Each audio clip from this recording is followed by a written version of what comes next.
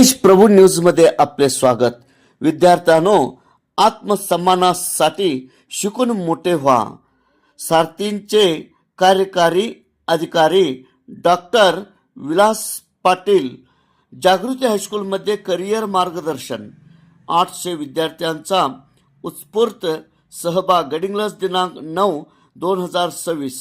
शिक्षण हेच खरेच सामाजिक परिवर्तनाचे साधन असून सकारात्मक विचार, योग्य दिशा, सातत्यपूर्ण मेहनत व आत्मविश्वास याचा जोरावर उज्ज्वल भविष्यासाठी व आत्मनिर्भरासाठी तसेच शिकून मोठे व्हा असा सल्ला सारथीचे कार्यकारी अधिकारी डॉक्टर विलास पाटील यांनी इयत्ता 10वी विद्यार्थ्यांच्या करिअर मार्गदर्शन शिबिरात माहिती दिला।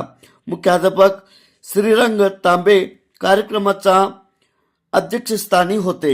तसेच या कार्यक्रमासाठी विद्यार्थ्यांची मोठी संख्या उपस्थित होते। यावेळी सारथीचे कार्यालय सहाय्यक राहुल कोरे, BRC चे जमादार सौ शशिकला कातकर यासह सर्व शिक्षक विद्यार्थ्यांचे मोठ्या संख्येने उपस्थित होते। कार्यक्रमाचे सूत्रसंचालन समंत सावंत यांनी तर उपमुख्याध्यापक BG कुंभार यांनी आभार मानले। तेज प्रभू न्यूज, गडिंग्लज।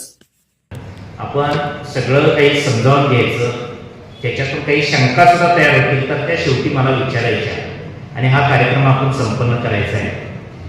मी काही प्रश्न तुम्हाला विचारेन, त्या प्रश्नाची उत्तरं तुम्ही द्यावी आणि मग आपल्याला पुढे जायला हरकत नाही।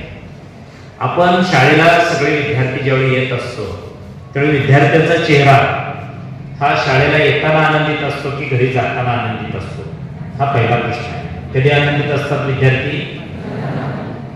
जाताना, बरोबर आहे। काहींचा येताना सुद्धा आनंद वाटतो। जाताना आनंद एवढ्यासाठीच वाटतो की मला शाळेत खूप ज्ञान मिळालं, माझे विषय सगळे क्लिअर झाले, मला जीवनाची दिशा सापडली आणि म्हणून मी आता पुढचं जीवन आनंदात जगणार आहे अशी भावना त्याची संध्याकाळी घरी जाताना होते, म्हणून तो आनंदित असतो। असंच तुम्हाला म्हणायचं आहे का यांच्या तावडीतून सुटलो म्हणून आनंद आहे?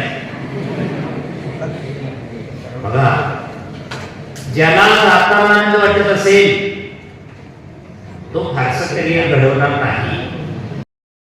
त्याचबरोबर गडिंग्लज पंचायत समितीचे विस्तार अधिकारी विपुल देसर, कुणी मट्ट किंवा साधी व्यक्ती नाहीये, सगळे हुशार आहात। इथं जरी 5 लाख वस्तू जरी अशा दाखवल्या वेगवेगळ्या तर त्या वस्तूंची नावं तुम्हाला माहिती आहे, त्याचं काम माहिती आहे, मग तुम्ही हुशार नाही कसं काय म्हणताय? लक्षात नाही कसं काय म्हणताय ना? तुम्हाला काय लक्षात ठेवायचं आणि काय लक्षात ठेवायचं नाही ते तुम्ही ठरवलेलं नाही। गौतम भटाचं नाव तुम्हाला माहिती आहे असं कोण आहे का?